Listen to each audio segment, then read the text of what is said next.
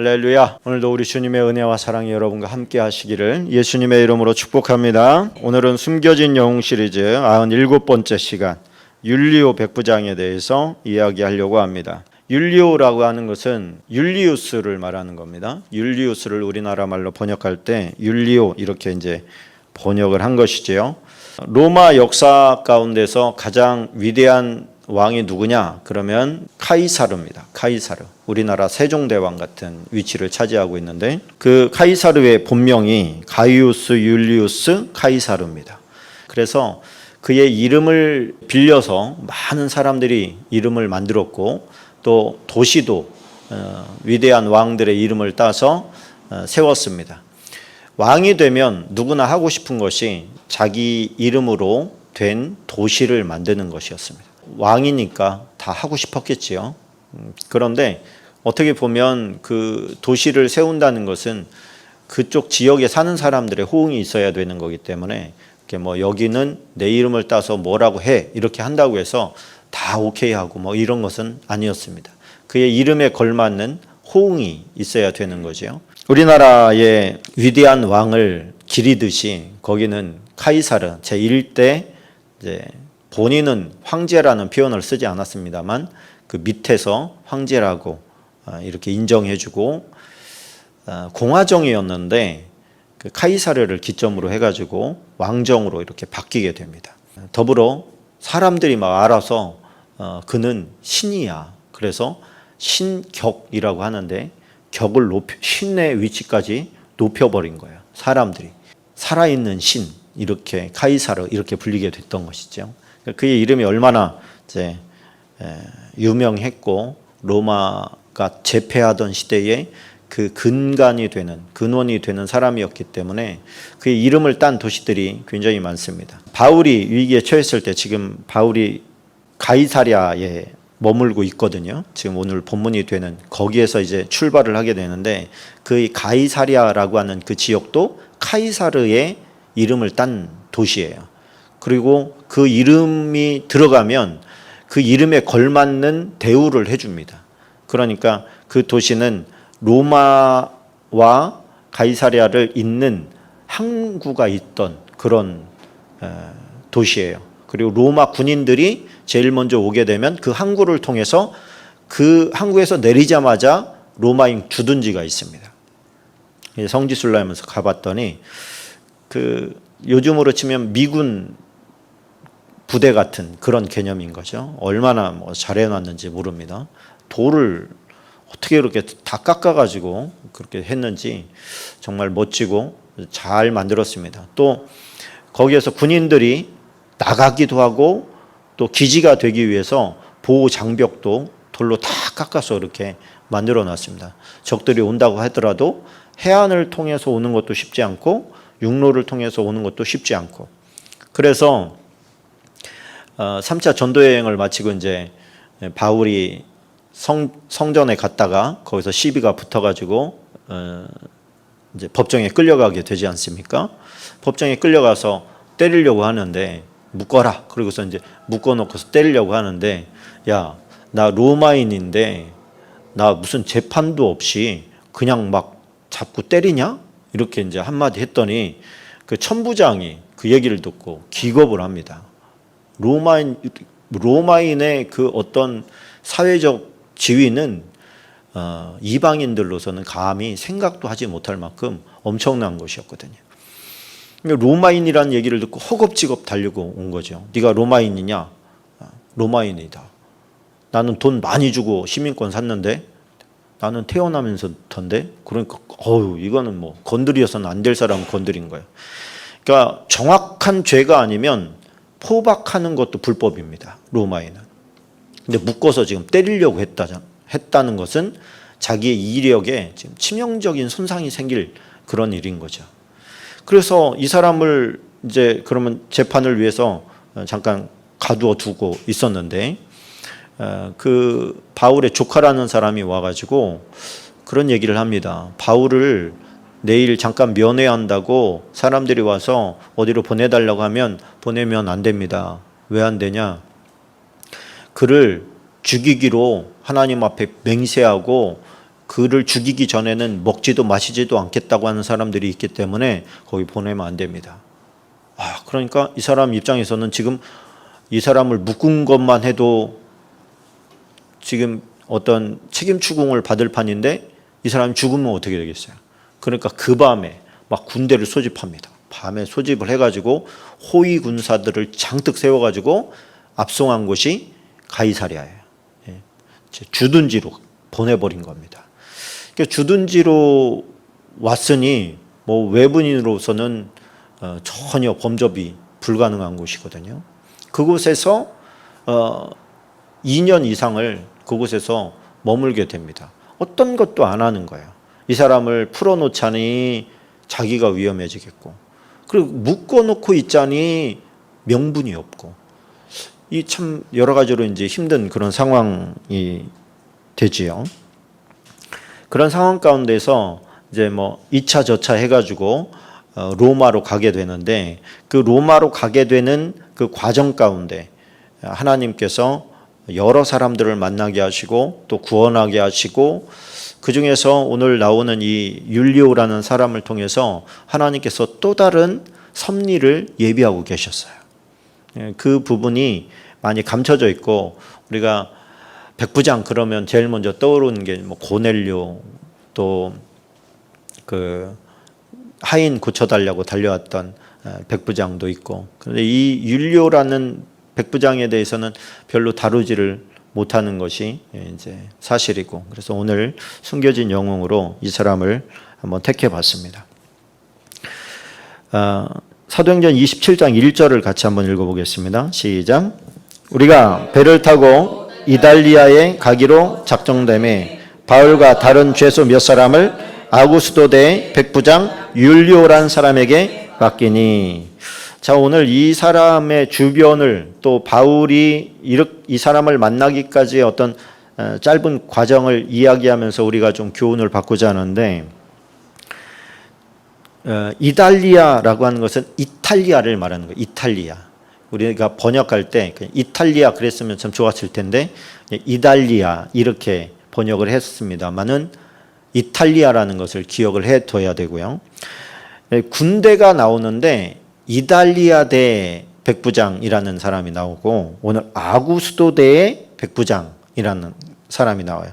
아구스도대라는 것은 아우구스투스를 말하는 거예요. 아우구스투스 황제의 대대, 그런 거예요.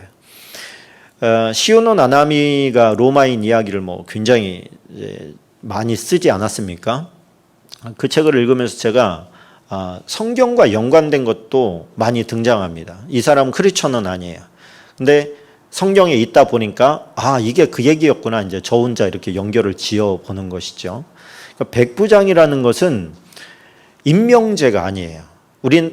우리나라로 치면 중대장 정도 되는 건데, 이 중대장은 군인들이 뽑습니다.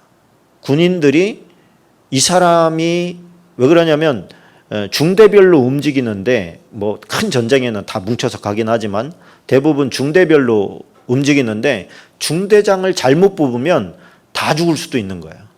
그러니까 인격이나 전술이나 전투 능력이나 이런 것들을 다 따져봐서 이 사람이라면 내 생명을 맡길 수도 있겠다라고 하는 사람을 백부장으로 뽑는 거예요. 그러니까 큰 장교들 외에는 자부심이 대단한 겁니다. 백부장 그러면은 저 사람은 많은 사람들로부터 신임을 받는 사람이구나, 인정을 받는 사람이구나. 우리가 왜 성경에 나오는 백부장들도 봐도 범상치 않잖아요. 이 사람들은 밑에서 자기들의 생명을 담보해 줄 그런 지도자를 뽑는 거기 때문에 굉장히 심사숙고해서 뽑습니다. 그래서 백부장이라는 칭호를 받았다는 것은 웬만한 장교 이상의 큰 장교들 말하는 거죠. 위에서 임명하는 장교가 있고 밑에서 올라가는 장교가 있는데, 그 백부장은 대단한 자부심으로 사는 사람들이에요. 그런데 그런 군인들 가운데서도 이 사람이 어느 대대에 있느냐가 또 이 사람들의 프라이드예요. 자존심이에요. 그런데 어떤 대대가 들어가기가 어렵고 또 훈련도 고되고 전투도 많이 하느냐, 전투 많이 하는 게 그 사람들이 볼 때는 위대한 군대예요.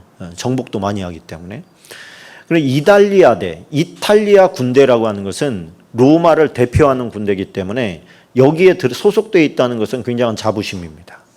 또 하나는 뭐냐면 황제의 이름을 딴 대대, 여기에 들어가는 것도 굉장한 자부심입니다.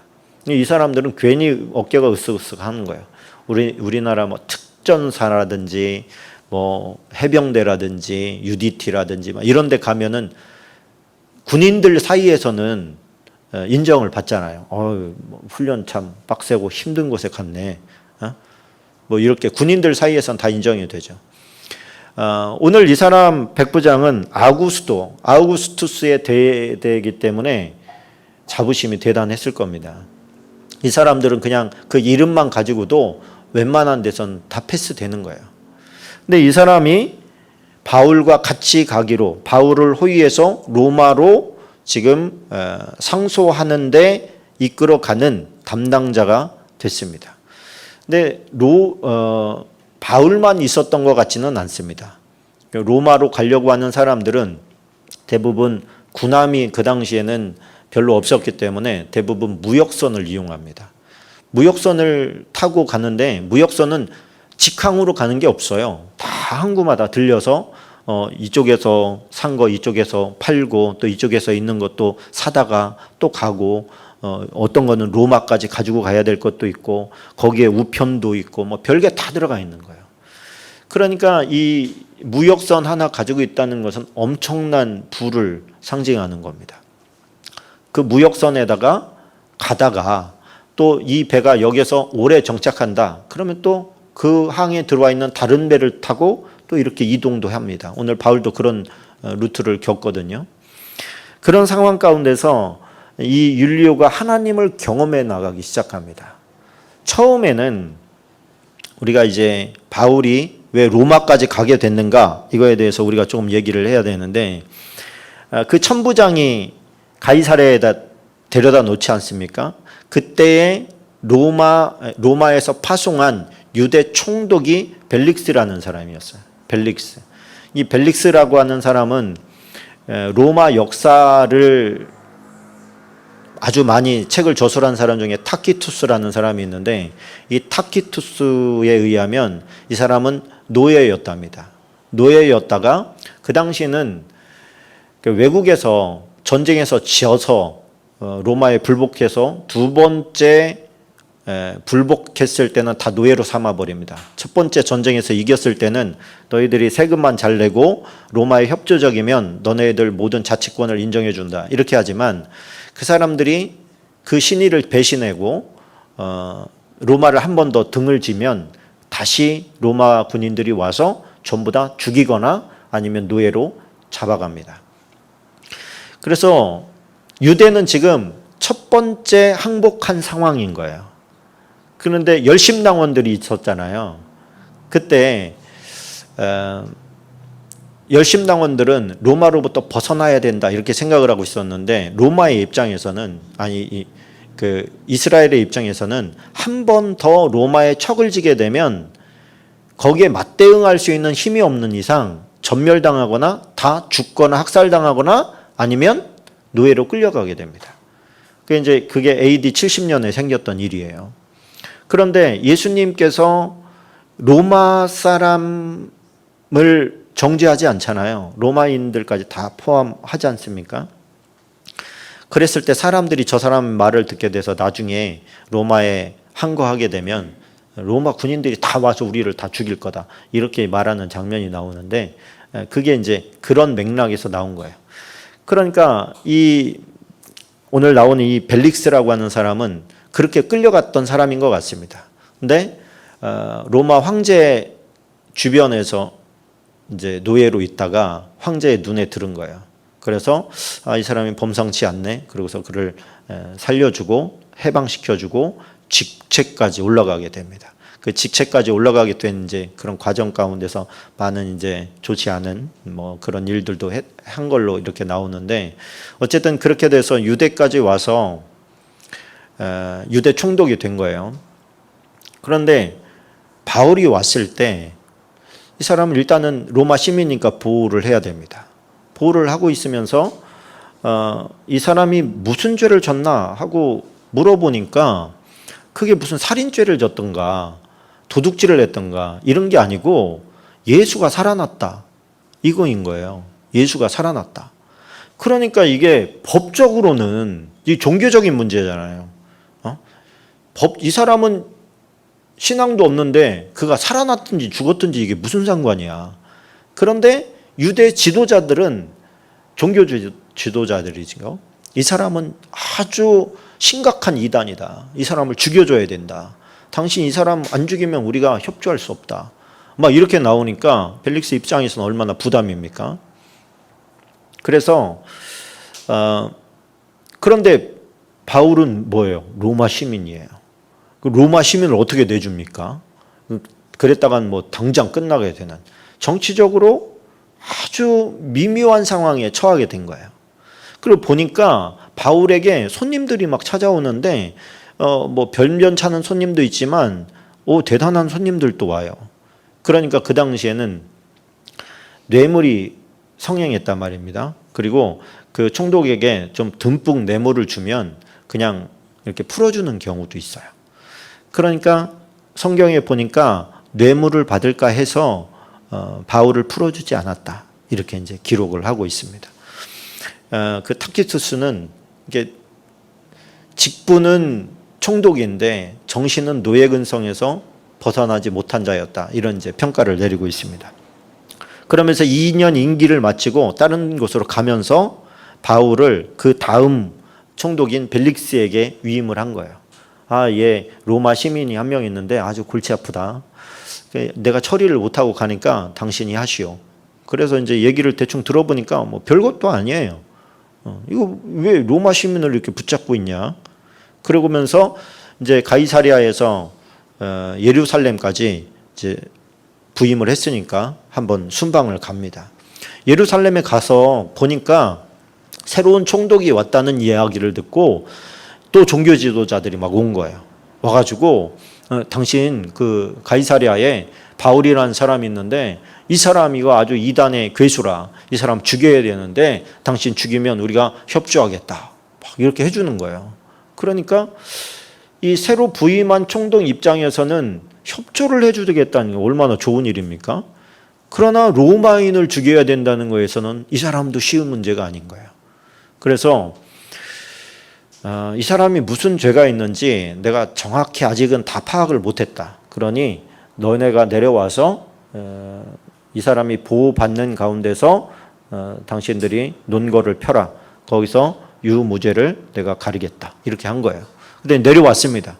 내려와서 얘기를 하는데 하나도 입증을 할 수가 없는 거예요. 내가 예루살렘에 갔을 때 열흘이 있었다. 열흘이 있는 동안에 무슨 뭐 엄청난 일을 하겠냐? 뭐 이렇게 얘기를 하니까 그 말도 맞는 것 같아요. 그 말도 맞는 것 같아. 그래서 그때 결정을 하지 못합니다. 결정을 하지 못하고 이거는 지금 해결할 문제가 아니니까 당신들이 일단 가시오. 그리고서 이제 보내놓고서 이 문제를 어떻게 할까 고민을 하는 겁니다. 그러다가 이런 얘기를 합니다. 야, 나는 이쪽 지역에 대해서는 로마법에 대해서는 잘 알지만 유대법에 대해서는 내가 잘 알지 못한다. 그런 법에 정통한 그 예루살렘에 올라가서 재판 다시 한번 할래? 이렇게 한 거예요. 그랬더니 이제 이게 뭔 얘기인지 알아차린 거예요. 이 사람이 나를 유대인들에게 넘기려고 하는구나. 이걸 딱 간파를 하고 내가 죄를 졌으면 죽는 것이 당연하다. 그러나 이 사람들을 죽이려고 하는 거 당연한데 내가 죄도 당신 입증하지 못하면서 이 사람들한테 재판받으라고 예루살렘에 가라는 것은 나보고 죽으라는 얘기 아니냐? 나는 로마 시민이다. 나는 황제에게 상소하겠다. 이래 해버린 겁니다. 그러면 황제에게 로마 시민의 특권이거든요. 로마 시민은 그가 어디에 있든 간에 불합리하다고 생각되면 로마 황제에게 재판을 청구할 수 있었어요. 대단하죠? 그러니까 이게 꼼짝없이 걸려버린 겁니다. 거기에는 다 이거 쓰는 사람도 있고 기록하는 사람들도 있는데 이 사람이 가이사에게 상소하겠다는 거예요. 이 별것도 아닌 거 가지고. 근데 성경 본문에 보니까 이 사람은 사람, 유대인들의 마음을 얻고 싶어서, 유대인들의 마음을 얻고자 그런 전술을 폈는데 완전히 뒤집어져 버린 거예요. 바울이 설마 그렇게까지 하겠는가 이렇게 생각했던 것 같아요. 그래서 아주 그는 엄청 곤란해지게 됐습니다. 그래서 가이사에게 상소했으니 그런 가이사에게 가라. 그러고서 재판을 끝내게 된 것이죠. 그렇게 돼서 이제 로마로 가게 됐는데, 원래 로마까지 가려면 비용이 엄청 많이 듭니다. 근데 상소해서 가니까 그건 다 국비로 지급이 되는 거예요. 그런데 문제는 펠릭스죠. 이제 갓 총독으로 왔는데 이만한 문제를 해결하지 못해서 지금 황제에게 상소하게 만들면 펠릭스가 어떻게 되겠습니까? 베스도가 어떻게 되겠습니까? 이거 완전히 창피한 거죠. 자기가 너무 부끄러워지는 거예요. 그래서 아마 택했던 게 율리오에게 가면서 좀 마음 좀 어떻게 좀 풀어봐라, 이렇게 한 게 아니었을까. 왜 그러냐면은 처음부터 율리오는 바울에게 좀 잘 대해주거든요. 잘 대해줄 이유가 없는데 처음부터 잘 대해줘요. 이 사람은 중간에 이제 바울이 지금 떠나면 안 된다, 지금 떠나면 큰 피해가 있을 거다, 재산적으로도 피해를 당하고 생명도 위태하다, 지금 가면 안 된다 그랬는데, 이 백부장은 선주와 선장의 말을 더 믿었어요. 그래서 이제 그냥 강행하게 됩니다. 그리고 정말 가다가 그런 일을 만나고 나서 이 사람 말이 그대로 이루어졌네, 이걸 깨닫게 된 거예요. 그대로 이루어졌네를 깨닫고 나서 이 사람이 완전히 바뀌어버립니다. 친 바울 중심이 딱 된 거예요. 그래서 좀 이따 나누겠습니다만 목숨이 위태한 그런 상황 가운데서도 바울의 목숨을 살립니다. 그 과정을 우리가 좀 나누기를 원합니다. 자, 원래는 바울이 3차 전도여행 때 예루살렘이 이제 뭐 어렵기도 하고 힘들기도 하니까 갈 때마다 좀 예물들을 모았어요. 예물들을 모아서 예루살렘을 이제 돕고 그러게 했는데, 그 자기가 세운 교회들을 다시 이렇게 거꾸로 돌아오면서 들렸을 때 그 하나님을 믿는 사람들에 의해서 막 여러 가지 은사들이 나타났습니다. 그 은사들 받은 사람들 중에 예언의 은사를 받은 사람들이 많았어요. 이 예언의 은사를 받은 사람들이 뭐라고 하냐면, 당신 예루살렘에 가면 포박된다, 끌려간다, 혼쭐이 나게 된다, 이런 이제 예언을 해줍니다. 그러니까 일반인 같으면 그런 예언을 들으면 어떤 생각이 들어요?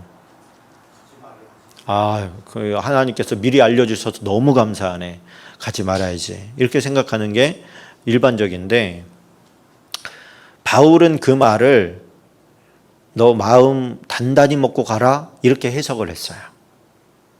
그러니까 그 사람들이 볼 때는 우리는 고통을 피하려고 하는 게 근본인데, 바울은 마음 단단히 먹고 가라, 그리고 목숨 걸고 가라, 이렇게 이제 해석을 한 거예요. 해석이 다르죠? 뭐가 맞는 것 같습니까? 바울의 생각이 맞는 거죠. 우리가 어떤 하나님의 말씀을 대할 때 나 유익하게 자꾸 풀으려고 하면 잘못 푸는 경우가 많습니다. 바울은 뭐라고 얘기합니까? 사도행전 21장 13절 같이 읽어보겠습니다. 바울이 대답하되 여러분이 어찌하여 울어 내 마음을 상하게 하느냐? 나는 주 예수의 이름을 위하여 결박당할 뿐 아니라 예루살렘에서 죽을 것도 각오하였노라. 그러니까 뭐 결박당하고 뭐 이런 거 나한테는 문제 되지 않아. 죽을 것도 각오했는데 뭐 그게 문제겠어. 그러니까 죽으려고 하는 사람은 별로 두려울 게 없지요. 죽겠다는데. 그러니까 매를 많이 맞고 뭐 여러 번 죽을 고생도 많이 하고 했는데 이 각오를 하나님께서 귀하게 여기신 것 같아요. 그래서 바울아, 네가 예루살렘에 갔다가 로마에도 가야 된다. 하나님께서 이미 말씀을 주셨는데 어떤 경로로 로마로 가게 될까에 대해서는 그건 모르는 거죠.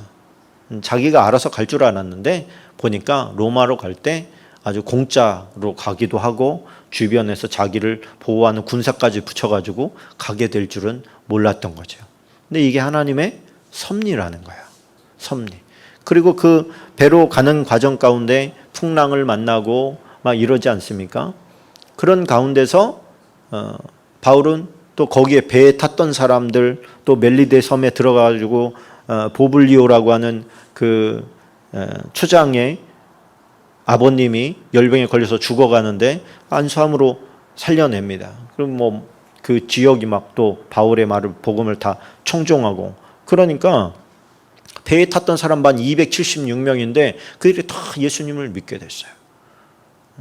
멜리데 섬에서는 또 그런 기적과 뱀에 물렸는데 또 아무렇지도 않고 뭐 이런 일을 통해서 하나님을 경험하고 그들도 하나님을 받아들이게 됐습니다.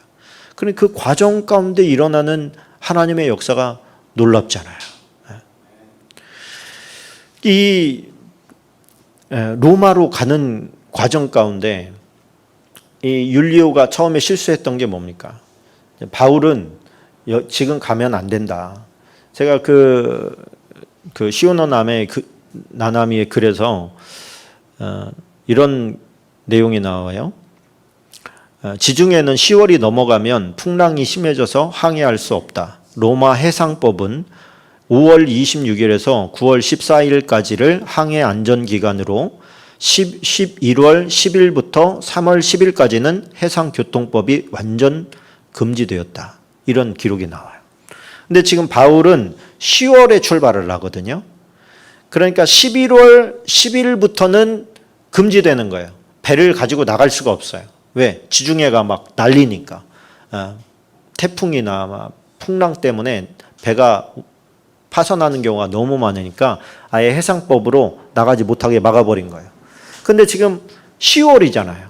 10월은 뭐예요? 안전한 기간은 9월 14일까지인데 11월 10일까지 그 사이에 딱 걸린 거예요.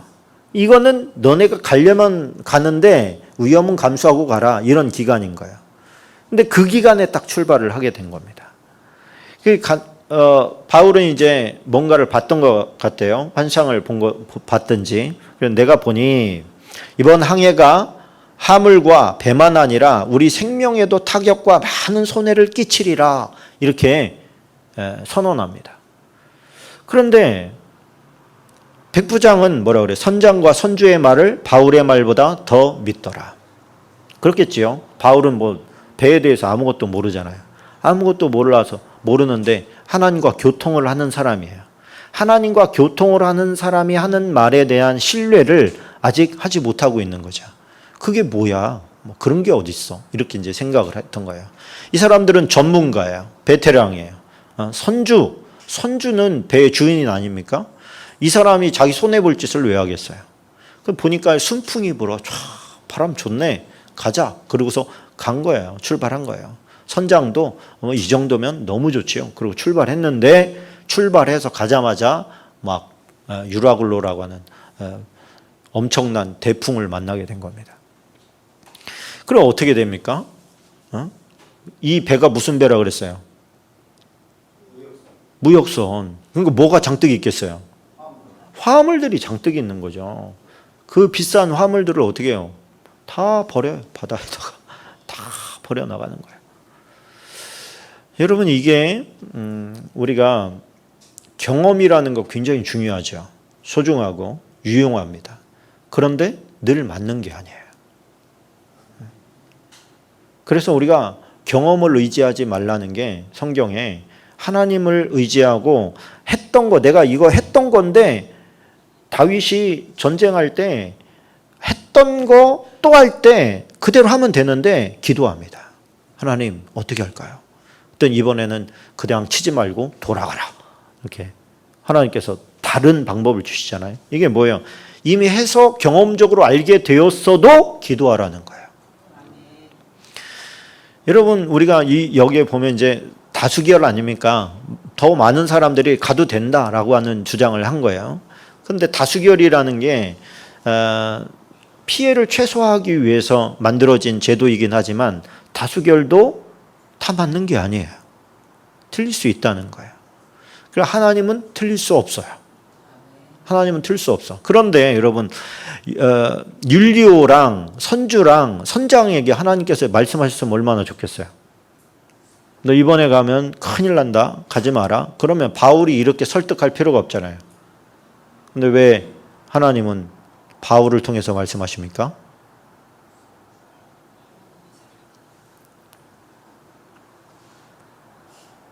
하나님과 지속적인 교제를 하던 사람이기 때문에 그렇습니다. 우리가 이렇게 생각할 수 있잖아요. 믿지 않는 사람들한테 하나님 나타나가지고 너 안 믿으면 지옥으로 데려갈 거다 이렇게 한마디씩만 하면 다 믿을 거 아닙니까? 얼마나 쉽고 간단합니까? 하나님 그렇게 안 해요. 하나님은요 처음부터 끝까지 믿는 사람을 통해서 역사하십니다. 하나님과의 교제가 계속되어 있는 사람을 통해서 약속하시고 또 말씀하시고 또 행동하게 하십니다.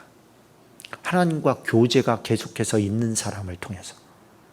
그러니까 여러분 신앙생활 안 하는 사람에게 하나님께서 직접 나타나서 뭐 이렇게 하고 이런 일은 정말 얼마 없는 일입니다. 아예 없다고는 못하겠지만 거의 없는 일입니다.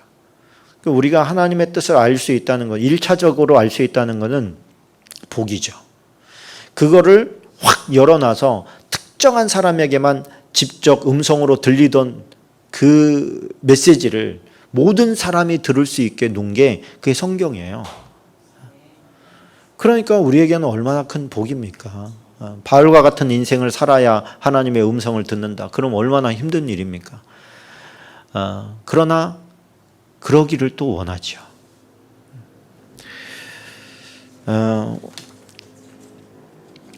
자, 말씀만 읽고 제가 설명한 것은 넘어가도록 하겠습니다. 사도행전 25장 8절로 12절까지 말씀 같이 읽어봅니다. 시작.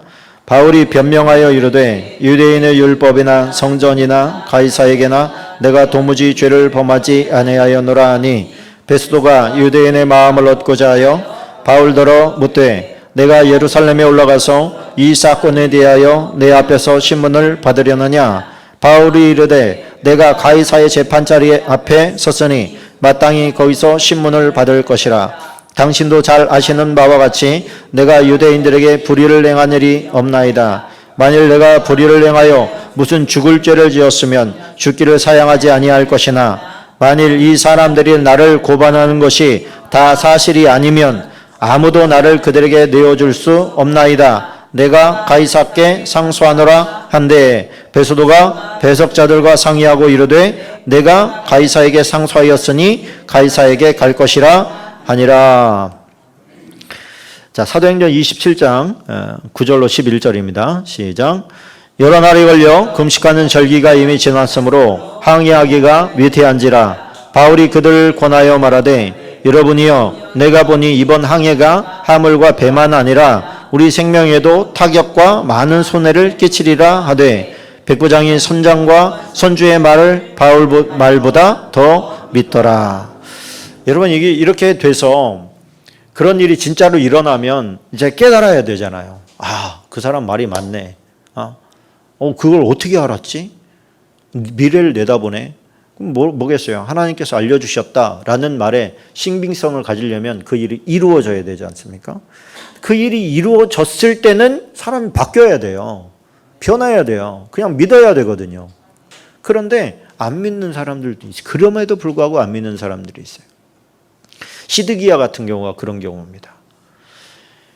예레미야가 한 예언이 이루어졌어요. 거짓 선지자의 말은 안 이루어졌어요. 그러면 이제는 이루어진 사람의 말을 들어야 되는 거 아닙니까? 네? 그런데 그러지 않아요. 우리 예레미야 37장 18절, 19절을 같이 한번 읽어보겠습니다. 예레미야가 다시 시드기야 왕의 신하에게나 이 백성에게 무슨 죄를 범하였기에 나를 옥에 가두었나이까. 바벨론의 왕이 와서 왕과 이 땅을 치지 아니하리라고 예언한 왕의 선지자들이 이제 어디 있나이까. 사람들 어디 갔어요? 다 도망갔어요. 왜? 그동안 거짓말했거든. 하나님의 음성을 듣는 것처럼 다 거짓말해놓고서 말이지. 절대로 바벨론 안 쳐들어옵니다. 뭐 이렇게 막 큰 소리 떵떵 치던 사람들, 그런 사람들 때문에 지금 예레미야 가둬놓고 뭐 매도 때리고 모욕도 받게 하고 막 그랬던 거거든요. 어디 갔습니까? 그 사람들 다. 왜? 지금은 바벨론 군대가 성을 다 에워쌌어요. 그랬는데도 예레미야 말을 듣지 않습니다. 그러니까 멸망받기로 작정된 사람 같은 느낌이 드는 거죠. 어떻게 하나님의 말씀이 이루어지는 것을 두 눈으로 보고도 믿지 않아요. 그러니까 이 믿음은 선물이라는 게 많은 것 같습니다. 하나님을 믿는 여러분에게 실천력도 있기를 예수님의 이름으로 축원합니다. 자, 사도행전 27장 41절로 44절입니다. 같이 읽어봅니다. 두 물이 합하여 흐르는 곳을 만나 배를 걸매 이 물은 부딪혀 움직일 수 없이 붙고 그 물은 큰 물결에 깨어져 가니 군인들은 죄수가 헤엄쳐서 도망할까 하여 그들을 죽이는 것이 좋다 하였으나 백부장이 바울을 구원하려 하여 그들의 뜻을 막고 헤엄칠 줄 아는 사람들을 명하여 물에 뛰어내려 먼저 육지에 나가게 하고 그 남은 사람들은 널조각 혹은 배 물건에 의지하여 나가게 하니 마침내 사람들이 다 상륙하여 구조되니라. 바울이 두 번째 하나님의 음성을 듣는데 천사의 말을 듣는데 뭐냐면 재산적인 손해는 다 당하게 될 거다. 너희들이 가고 있는 그 물건들 다 없어질 거고 배도 부서질 거다. 그러나 너희들 생명은 내가 살릴 거다. 이런 하나님의 음성을 들어요. 그러니까 이번에는 백부장이 그 얘기를 듣습니다. 그럼 어떻게 해야 됩니까? 음식 지금 조금 남아있는 거 그거 다 먹이십시오. 그리고 나머지 다 버리십시오. 육지와 최대한 가깝게 다가가야 되기 때문에 배가 가봐야 됩니다. 그래가지고 이 음식이 약간 남은 거 다 오랫동안 못 먹은 사람들에게 다 나눠주고 정말 배는 오늘 읽은 것처럼 막 깨져가는 거예요. 근데 이 백부장 옆에는 로마 군인들이 아직도 있습니다. 로마 군인들은 죄수를 만약에 놓친다 그러면 엄청난 불명예예요. 그래서 돌에 맞아 죽기도 하고 그 로마 군인의 불명예라 해가지고 그 때려 죽여요. 그래서 죄수가 도망치면 그냥 자결을 하는 것이 가장 어떤 자기의 명예를 지키면서 죽을 수 있는 길입니다. 그래서 왜 그 빌립보 감옥에서 바울과 실라가 찬양할 때 옥문이 열리고 그 도망칠 수 있는 기회가 생기잖아요. 착고도 다 풀리고. 그때 바울이 안 도망치잖아요. 왜 안 도망쳐요? 내가 도망치면 간수가 죽기 때문에 그렇습니다. 그러니까 바울은 자기의 자유보다 한 영혼의 구원을 더 원했던 것이죠. 그래서 가지 마라. 움직이지 마라. 그래서 바울이 막은 거예요. 이 사람은 생명을 빚진 거죠. 당신이 얘기한 그 예수 어떻게 하면 됩니까? 그 구원이라는 게 있던데 어떻게 하면 구원을 받습니까? 주 예수를 믿으라. 그러면 너와 내 집이 구원을 받으리라. 할렐루야. 여러분 그러니까 이게 한 영혼에 대한 어떤 귀중히 여기는 마음이 있었기 때문에 그게 전달된 거죠. 로마 사람이니까 그런 법에 대해서 잘 알아요. 이 사람이 지금 이 율리오도 똑같은 상황이 된 거예요. 지금 밖에서 봤을 때는 죄수들이 먼저 도망쳐 버렸어. 그러면 군인들인 자기들은 상황이 어찌됐든 자기가 맡은 죄수를 놓친 결과가 되는 거예요. 그런데 상황이 이래서 우리는 이 죄수들을 죽일 수밖에 없었다. 그리고서 죽여버리는 것은 괜찮아요. 근데 지금 놓친 것이 훨씬 더 큰 타격이란 말입니다. 근데 율리오가 지금 뭐라 그러는 거예요? 누구를 살리려고? 바울을 구원하려고. 그러니까 이 사람은 지금 뭐예요? 바울에게 매료된 거예요. 바울이 믿는 하나님에게 매료된 거예요. 매료돼가지고 바울을 살리려고 지금 자신의 생명과 이 명예의 위험을 감수하고 바울을 살리게 됩니다. 그래서 다 살리게 돼요. 모두 다 살고 그 바울의 바로 앞선 예언이 없었다면 이런 결정하기 힘들었겠죠. 근데 배는 부서져도 사람의 생명에는 지장이 없을 거다. 한 사람도 죽지 않을 거다. 이 말을 믿은 거예요. 그래서 헤엄칠 수 있는 사람 먼저 가고 헤엄 못 치는 사람들은 저 널판지 붙잡고 해변으로 나가라. 그래가지고 나와보니까 다 살게 된 거죠. 하나님의 예언이 그대로 이루어진 겁니다.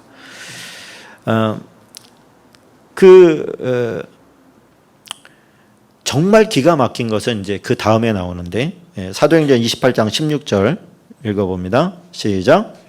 우리가 로마에 들어가니 바울에게는 자기를 지키는 한 군인과 함께 따로 있게 허락하더라. 그러니까 하나님께서는 지나가는 과정 가운데 이 배에 탄 사람들도 다 구원할 계획을 가지셨고, 멜리데 섬에 있는 사람들도 구원할 계획을 가지셨는데, 그것이 손해나는 일이긴 했어요. 그죠? 다 잃어버렸으니까. 그러나 이 사람들은 자기의 생명도 건졌고 영혼도 건지는 놀라운 반전의 기회가 된 것이죠. 다 잃어버렸을 때.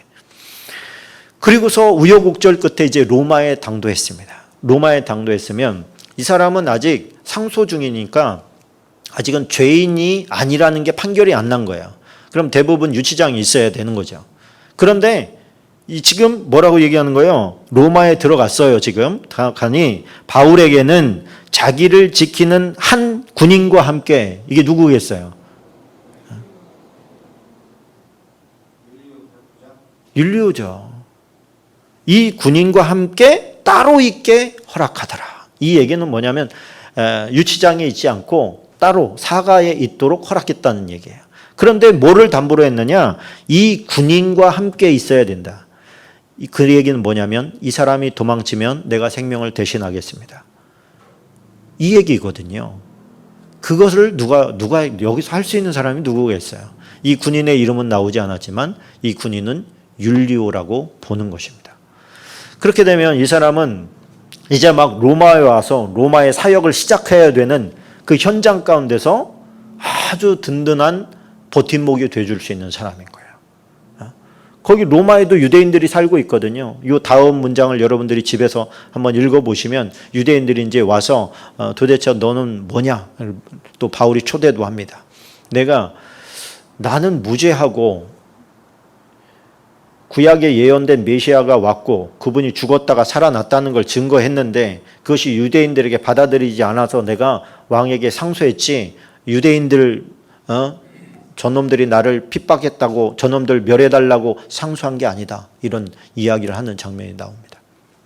그러니까 오늘 주인공인 이 율리오의 삶을 보면 우리가 하나님을 믿어도 실수할 수 있고 하나님의 말씀이 안 믿어져서 안 믿을 수도 있지요. 그러나 말씀이 성취되고 이루어지고 그런 것을 보면 어떻게 됩니까? 바뀌어야 되거든요. 변화되어야 되거든요. 근데 시드기야처럼 하나님의 약속이 이루어지는 것을 보면서도 믿지 않는 사람들도 있어요. 끝까지 버티는 거죠. 고집을 피우는 거예요. 바로처럼, 시드기야처럼 멸망되기로 작정된 것처럼 그 마음에 풀지 않아요. 바꾸지 않아요.